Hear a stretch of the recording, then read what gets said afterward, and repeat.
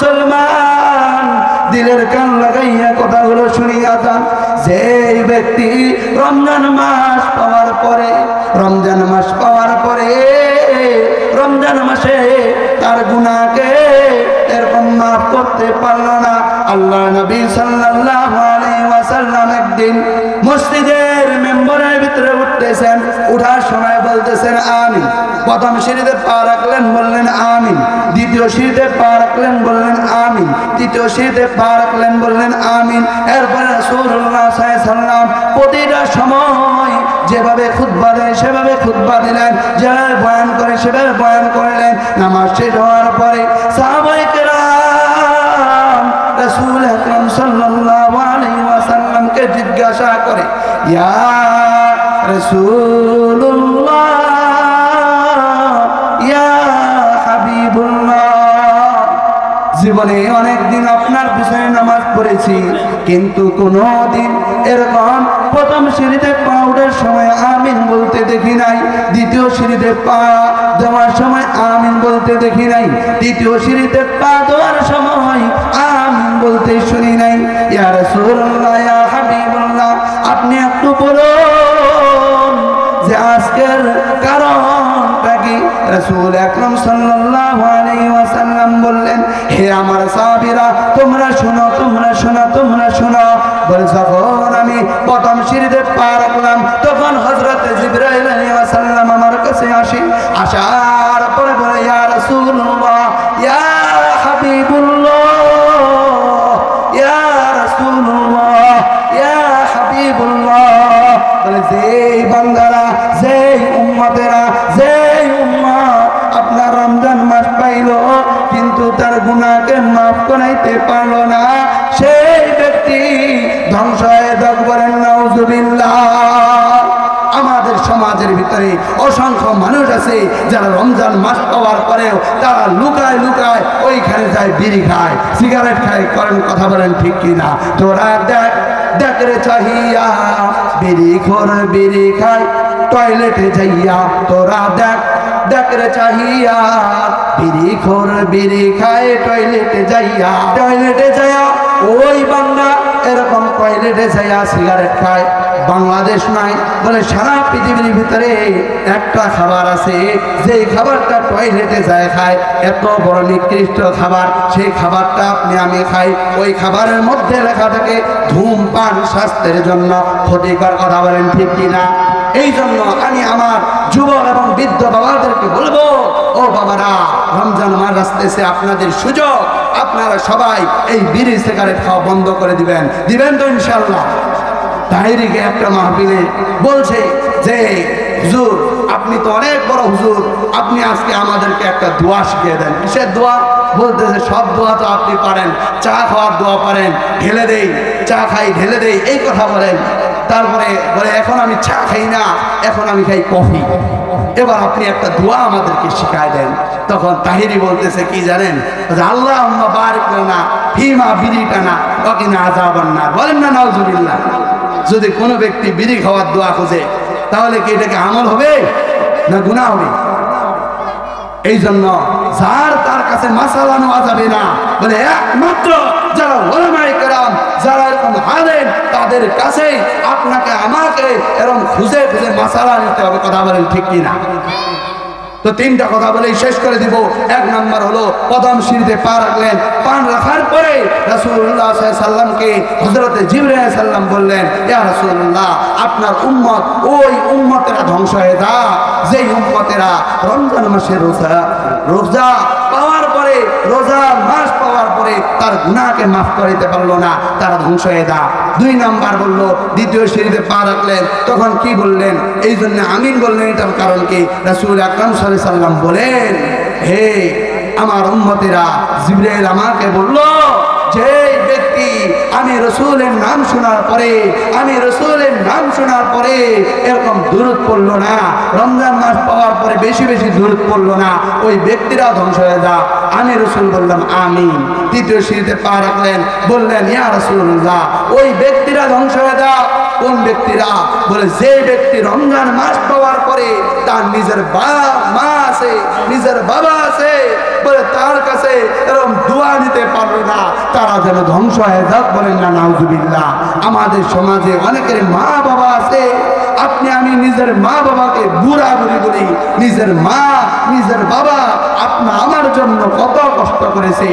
এই জন্যে আপনার আমার মা বাবা খেদমত করার দরকার আছে না নাই? বলে তোমার মা হলো জান্নাত, তোমার বাবা হলো তোমার জন্য জান্নাত। তোমার মা বাবার কাছে দোয়া নাও। আল্লাহ নবী সাল্লাল্লাহু আলাইহি ওয়াসাল্লাম বলেন, যে ব্যক্তি মা বাবার দোয়া নিতে পারবে, আল্লাহ তাআলা বলেন আমি আল্লাহ তাআলার আসমানের উপরে যতগুলো পর্দা আছে সমস্ত পর্দা খুলে দেই, আর ওই সন্তানের দোয়া আমি আল্লাহ তাআলা কবুল করে নিই। বলেন সুবহানাল্লাহ। আসসালামু আলাইকুম ওয়া রাহমাতুল্লাহি ওয়া বারাকাতুহু। ইন্নাল হামদালিল্লাহ ওয়াস সালাতু আলা মান লা নাবিয়্যা বা'দাহু। আম্মা বা'দু ফাআউযু বিল্লাহি মিনাশ শাইতানির রাজীম। বিসমিল্লাহির রহমানির রহিম। ইয়া আইয়ুহাল্লাযীনা আমানু কুতিবা আলাইকুমুস সিয়াম।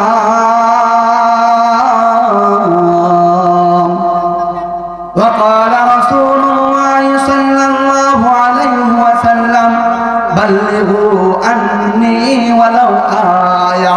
ওয়া ক্বালা রাসূলুল্লাহি সাল্লাল্লাহু আলাইহি ওয়াসাল্লাম ইন্নামা সুম্মিয়া শাবান লিআন্নাহু ইয়ানশাইবু লিরমাদান ফীহি খায়রুন কাসীরুন ওয়া ইন্নামা সুম্মিয়া রমাদান লিআন্নাহু ইয়ারমিদুয যুনুব। আলহামদুলিল্লাহ, আল্লাহ তাআলা কোটি শুকরিয়া যে মহান রব্বুল আলামিন আপনাকে আমাকে বদাপাড়া মিফতাহুল জান্নাত বালিকা মাদ্রাসার ওয়াজ মাহফিলে আপনাকে আমাকে আশা এবং বসার তৌফিক দান করেছেন।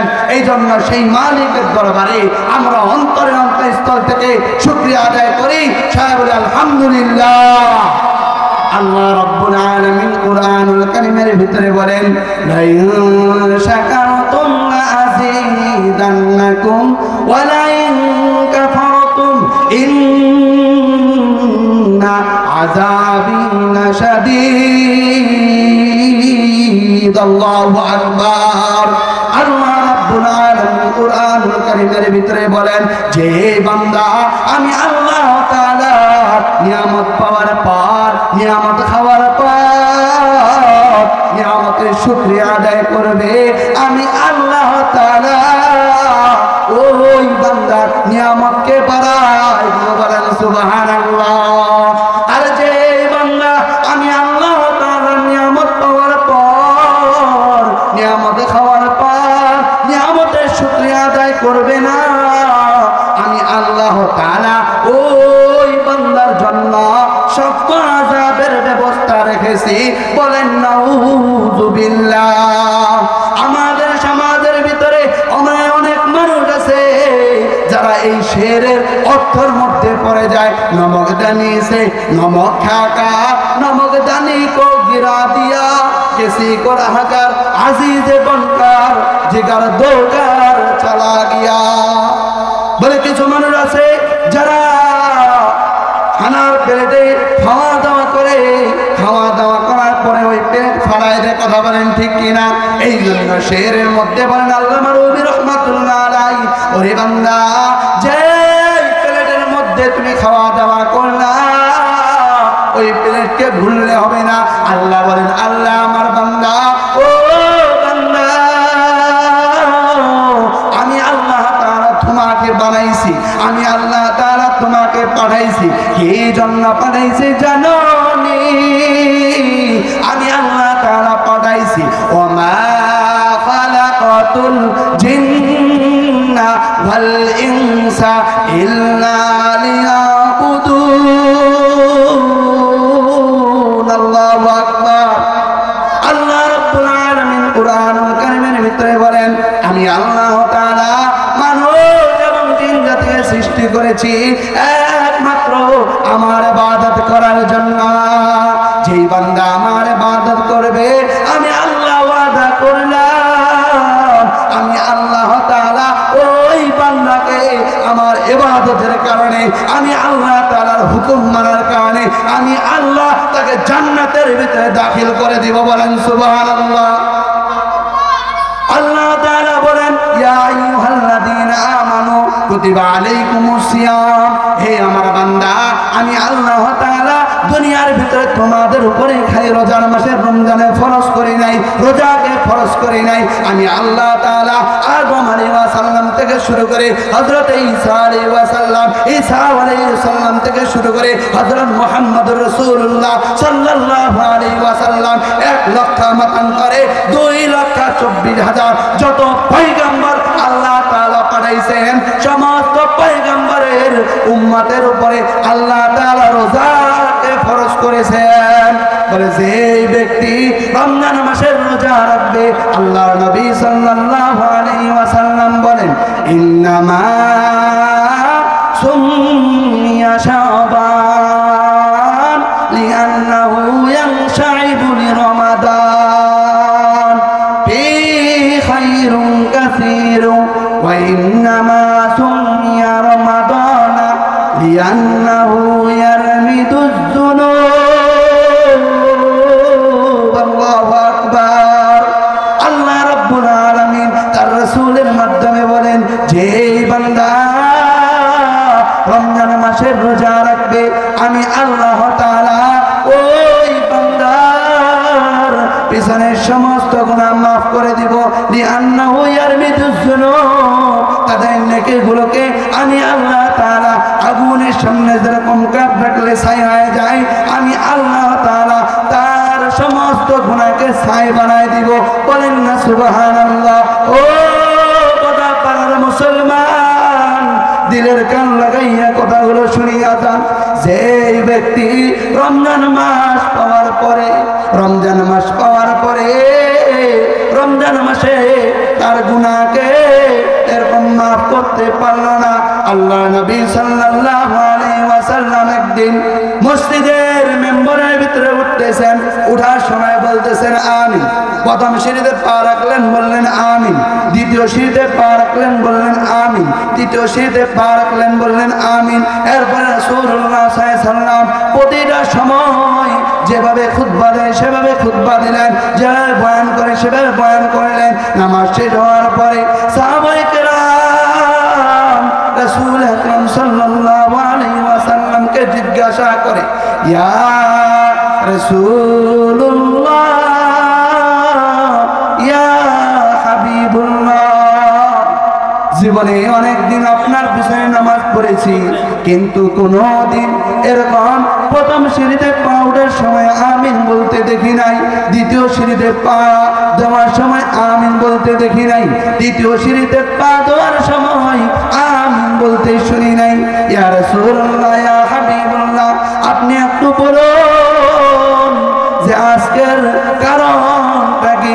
রাসূল আকরাম সাল্লাল্লাহু আলাইহি ওয়াসাল্লাম বললেন, হে আমার সাহাবীরা, তোমরা শোনো, তোমরা শোনো, তোমরা শোনো। বলে যখন আমি প্রথম সিঁড়িতে পা রাখলাম, তখন হযরত জিবরাইল আলাইহিস সালাম আমার কাছে আসি। আসার পরে বলে, ইয়া রাসূলুল্লাহ, ইয়া হাবিবুল্লাহ, ইয়া রাসূলুল্লাহ, ইয়া হাবিবুল্লাহ।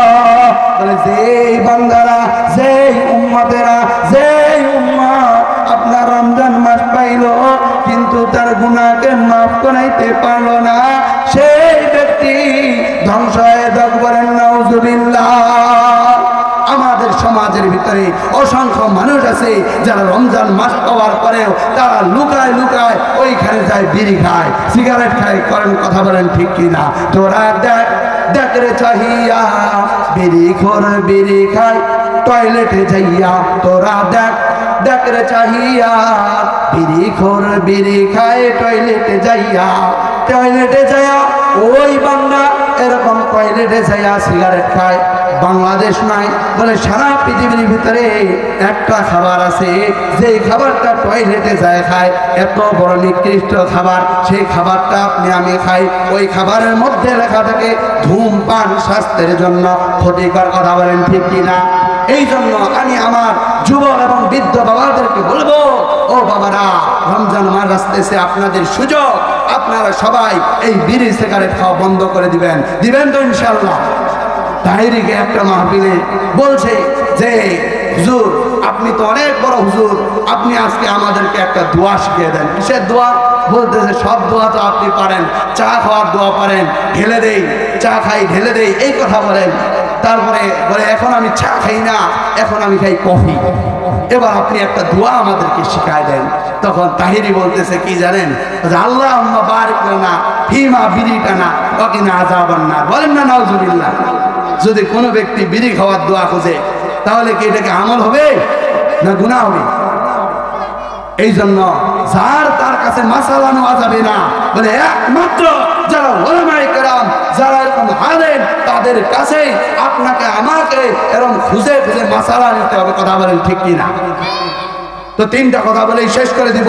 এক নম্বর হলো কদম সিঁড়িতে পা রাখলেন, পা রাখার পরে রাসূলুল্লাহ সাল্লাল্লাহু আলাইহি সাল্লামকে হযরতে জিবরাইল আলাইহিস সালাম বললেন, ইয়া রাসূলুল্লাহ, আপনার উম্মত ওই উম্মতেরা ধ্বংস হয়ে যা যেই উম্মতেরা রমজান মাসের রোজা পাওয়ার পরে, রোজা মাস পাওয়ার পরে তার গুনাহকে মাফ করিতে পারলো না, তারা ধ্বংস হয়ে যা। দুই নাম্বার বললো, দ্বিতীয় সিঁড়িতে পা রাখলেন, তখন কি বললেন? এই জন্য আমিন বললেন। এটার কারণ কি? রাসূল আকরাম সাল্লাল্লাহু আলাইহি সাল্লাম বলেন, হে আমার উম্মতেরা, জিবরাইল আমাকে বলল যে ব্যক্তি আমি রাসূলের নাম শোনার পরে, আমি রাসূলের নাম শোনার পরে এরকম দুরূদ পড়লো না, রমজান মাস পাওয়ার পরে বেশি বেশি দুরূদ পড়লো না, ওই ব্যক্তিরা ধ্বংস হয়ে যা। আমি রাসূল বললাম আমিন। তৃতীয় সিঁড়িতে পা রাখলেন, বললেন ইয়া রাসূলুল্লাহ, ওই ব্যক্তিরা ধ্বংস হয়ে যা। কোন ব্যক্তিরা? বলে যে ব্যক্তি রমজান মাস পাওয়ার পরে তার নিজের মা আছে, নিজের বাবা আছে, বলে তার কাছে এরকম দোয়া নিতে পারবে না, তারা যেন ধ্বংস হয়ে যাক। বলেন না নাউজুবিল্লাহ। আমাদের সমাজে অনেকের মা বাবা আছে, আপনি আমি নিজের মা বাবাকে বুড়া বুড়ি বলি, নিজের মা নিজের বাবা আপনা আমার জন্য কত কষ্ট করেছে, এই জন্যে আপনার আমার মা বাবা খেদমত করার দরকার আছে না নাই? বলে তোমার মা হলো জান্নাত, তোমার বাবা হলো তোমার জন্য জান্নাত, তোমার মা বাবার কাছে দোয়া নাও। আল্লাহ নবী সাল্লাল্লাহু আলাইহি সাল্লাম বলেন, যে ব্যক্তি মা বাবার দোয়া নিতে পারবে, আল্লাহ তাআলা বলেন আমি আল্লাহ তাআলার আসমানের উপরে যতগুলো পর্দা আছে সমস্ত পর্দা খুলে দেই, আর ওই সন্তানের দোয়া আমি আল্লাহ তাআলা কবুল করে নিই। বলেন সুবহানাল্লাহ। এই জন্যে আপনি আমি এই তিনটা আমল করি, আল্লাহ তাআলা আমাদের সবাইকে আমল করার তৌফিক দান করেন। আর এই মাদ্রাসার জন্য সবাই দোয়া করবেন, সহযোগিতা করবেন, এবং এই মাদ্রাসাকে দ্বীনের পথে আরো কিভাবে অগ্রসর করা যায় এরকম আপনি আমি সবাই চেষ্টা করব তো ইনশাআল্লাহ। আল্লাহ তাআলা আমাদের সবাইকে আমল করার তৌফিক দান করেন। ওমা তাওফীক ইল্লা বিল্লাহ। আসসালামু আলাইকুম ওয়া রাহমাতুল্লাহ।